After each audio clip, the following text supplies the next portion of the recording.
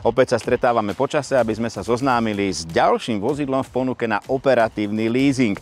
Otváram teda najčerstvejší videovlog a v ňom Ford Puma. Auto, ktoré vo svojom segmente ponúka najbohatšiu výbavu. A to nie len v tejto vyštrnganej verzii, pri ktorej stojím Vivid Ruby, ale aj v edícii Trendy, ktorá spája veľmi zaujímavú výbavu za rozumné peniaze. Vďaka najbohatšej štandardnej výbave v segmente je k dispozícii veľa podporných funkcií vrátane navigácie Sync 3, služieb na diaľku cez Ford Pass, LED svetlomety, inteligentný tempomat či zadné parkovacie senzory. Ale čo je veľmi silný argument, že vozidlá sú aktuálne na sklade i hneď k dispozícii, a to v rôznych metalických farbách. Len si teraz pripomeňme, aké veľké sú už dnes autá v segmente B. A narástla aj Puma. Na dĺžku má 420 cm a rázvor osí kolies 259 cm. Batožinový priestor Fordu Puma sa líši podľa toho, aký motor je pod prednou kapotou. No a keďže my tu máme nehybridnú jednotku trojvalec 1-litrový EcoBoost, tak máme najväčší kufor za odmenu, 456 litrov. Kufor, ktorý sa dá veľmi zaujímavo využívať, okrem iného aj vďaka tomuto unikátnemu 80-litrovému Megaboxu, ktorý je v podstate vodotesný, dajú sa sem dať rôzne veci, napríklad po športovaní, špinavé topánky a podobne, potom možno Megabox vystriekať a cez výpustný otvor vypustiť špinu. A ešte jedna zaujímavá vec, že sem vďaka tomu možno umiestniť vysoké alebo dlhé predmety, ak chcete, skrátka 115 cm, či už to budú golfové palice alebo čokoľvek iné, veľmi, veľmi praktické.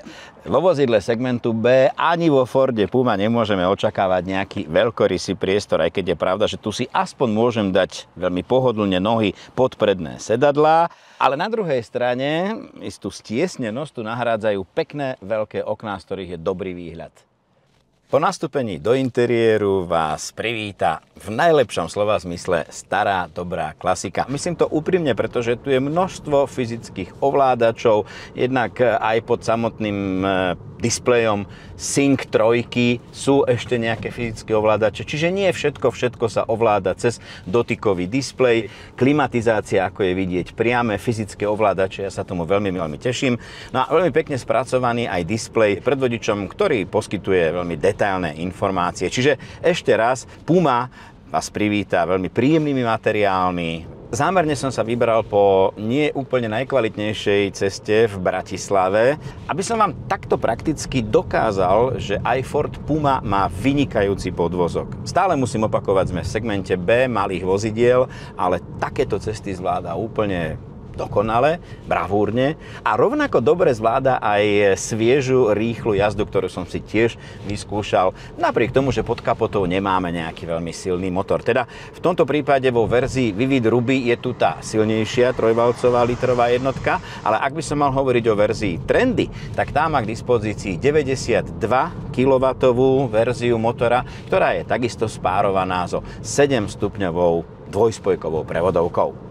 Litrový trojvalcový motor EcoBoost ovenčený mnohými cenami odborníkov. Áno, možno má taký neúplne pravidelný chod, najmä po naštartovaní alebo pri takom prudšom pridaní z nižších otáčok, ale v zásade 92 kW určite bude stačiť na rozbehy v podmienkach, akých ja napríklad teraz jazdím v meste a pri mestských podmienkach, a zároveň sa vám odmení veľmi spotrebou spotrebou, okolo 6 litrov podľa normy VLTP, a realita nebude veľmi vzdialená. No a to pri nádrži 42 litrov znamená teoretických 700 km dojazdu. Možno v praxi to bude o niečo menej, ale stále veľmi pekný dojazd. Samozrejme nebudeme sa tváriť, že to je auto na nejaké športové jazdenie, ba dokonca ani na nejaké ďaleké trasy, ale mestské trasy, prímestské, medzimestské trasy zvláda toto auto úplne perfektne. Ford Puma, najmä vo verzii Trendy, celkom určite nebude tým prvým a najväčším autom do rodiny, možno pre začínajúcu malú rodinku s malým dieťaťom úplne v pohode,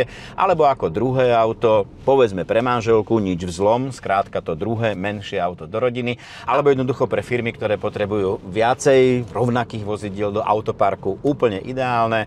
A myslím si, že špeciálne vo výbave Trendy, a samozrejme, na základe tej východiskovej ceny vychádza aj veľmi zaujímavá leasingová splátka. Ford Puma je pre vás pripravený na okamžitý odber formou operatívneho leasingu s fixnou mesačnou splátkou v ponuke LeasePlan Drive. Všetky podrobnosti a kompletnú ponuku všetkých výbav a motorizácií nájdete na stránke leaseplandrive.sk. Nevlastnite, jazdite.